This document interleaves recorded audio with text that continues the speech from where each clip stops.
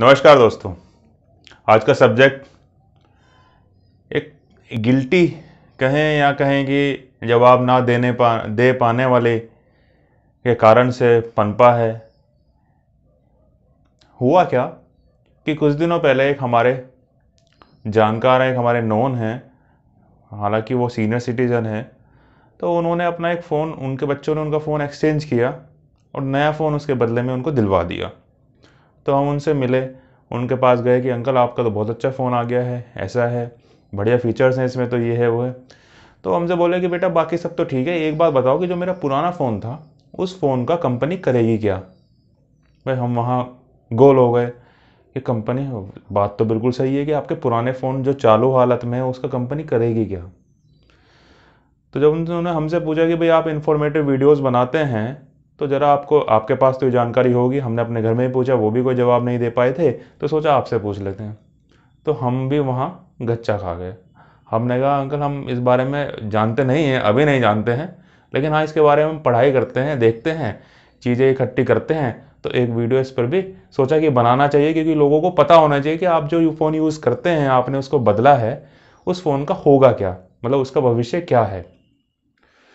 तो आज हम जानेंगे इसी वीडियो में कि आप जो फ़ोन एक्सचेंज करते हैं, हम सबको ये तो पता है कि हमारे पुराने फ़ोन के बदले में हम नया फ़ोन लेते हैं और पुराने फ़ोन की जो कीमत है वो 7,000 या 8,000 जैसे भी उसकी हालत है उस हिसाब से, या जितने भी पुराना फ़ोन है उसके हिसाब से हमें मिल जाती है। लेकिन हम लोग ये नहीं जानते कि इस फ़ोन का होगा क्या। तो इस वीडियो में हम लोग यही जानेंगे कि आपके पुराने फ़ोन का होता क्या है। दोस्तों, पुराने फ़ोन का 3 स्थितियाँ होती हैं, 3 कैटेगरी कह सकते हैं कि 3 कैटेगरीज में वो डिवाइड होता है। सबसे पहले फ़ोन चेक किया जाता है कि फ़ोन की कंडीशन कैसी है। किसी ने फ़ोन की बिल्कुल जान अगर निकाल रखी है तो वो फ़ोन तो लास्ट कैटेगरी में आ जाता है। पहली कैटेगरी क्या होती है कि अगर आपका फ़ोन ठीक ठाक हालत में है, आपने कुछ वेबसाइट्स पे देखा होगा, उसमें मेंशन होता है रिफर्बिश्ड फ़ोन। अगर आपका फ़ोन ठीक ठाक हालत में है तो कंपनी उसको सर्विस करके, उसकी मरम्मत करके, साफ़ सुथरा करके उसको रिफर्बिश कैटेगरी में डाल देती है और उसको दोबारा बेच देती है। सपोज आपका फ़ोन 20,000 का था तो रिफर्बिश करके उसको वो कंपनी 8,000 या 10,000 रुपये में दोबारा से सेल के लिए डाल देती है और जो लोग ले लेते हैं। दूसरी कैटेगरी में क्या होता है कि कुछ स्टार्टअप्स जो रहते हैं, स्टार्टअप्स, कोई भी छोटी कंपनी अगर स्टार्ट करता है हमारे देश में या कहीं पे भी, उसको स्टार्टअप्स बोलते हैं। और स्टार्टअप्स के टाइम में क्या होता है कि उनका रिसोर्सेज, उनकी फंडिंग बहुत कम होती है, जिसके लिए उन्हें अपने इंफ्रास्ट्रक्चर की भी नीड होती है। तो वो लोग क्या करते हैं, वो एक्सचेंज वाली कंपनी से या एक्सचेंज वाली ई कॉमर्स वेबसाइट से एक कॉन्ट्रैक्ट कर लेते हैं, उनसे बात करते हैं कि भाई आप जितने भी आप पुराने फ़ोन एक्सचेंज करेंगे वो सब फ़ोन आप हमें सस्ते दाम में बेच दीजिएगा। उससे क्या होता है कि ई कॉमर्स वाली वेबसाइट्स का भी फ़ायदा हो जाता है और जो स्टार्टअप्स हैं उनको भी कम लागत में अच्छा मुनाफा हो जाता है और उनका काम स्टार्ट हो जाता है, क्योंकि स्टार्टअप्स वाले यही चाहते हैं कि कम से कम में उनका बिजनेस खड़ा हो जाए, बिजनेस स्टैंड कर जाए। तीसरी कैटेगरी आती है कि अगर आपका फ़ोन बिल्कुल ही ख़राब हालत में, आपने उसकी जान ही निकाल रखी है, तो वो फ़ोन डलता है तीसरी कैटेगरी में।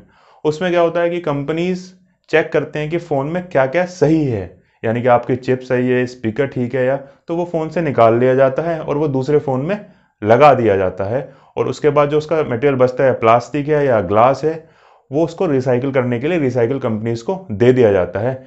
रिसाइकिल के बाद भी कंपनी क्या करती हैं कि उसको नए फ़ोन बनाने में यूज़ कर लेती हैं उसके मटेरियल को। तो ये होता है आपके पुराने फ़ोन के साथ में। आगे से अगर आपसे भी कोई पूछे तो आप भी इजीली जवाब दे पाएंगे कि आपके पुराने फ़ोन के साथ क्या हुआ होगा, क्या कौन सी कैटेगरी में वो फ़ोन गया होगा। आशा करूँगा कि मैं ये वीडियो उन अपने सीनियर सिटीजन अंकल जी से भी शेयर करूँगा कि भाई आपके फ़ोन के साथ ये हुआ होगा और आपके फ़ोन की कंडीशन अगर ये थी, कैटेगरी वाइज वो डिवाइडेड था। दोस्तों, वीडियो इन्फॉर्मेटिव लगती है तो प्लीज़ चैनल को सब्सक्राइब कर दीजिएगा और इस इन्फॉर्मेशन को ज़्यादा से ज़्यादा शेयर करें, जिससे लोगों को पता लग जाए और कोई मेरी तरह वहाँ जवाब ना दे पाए। धन्यवाद दोस्तों।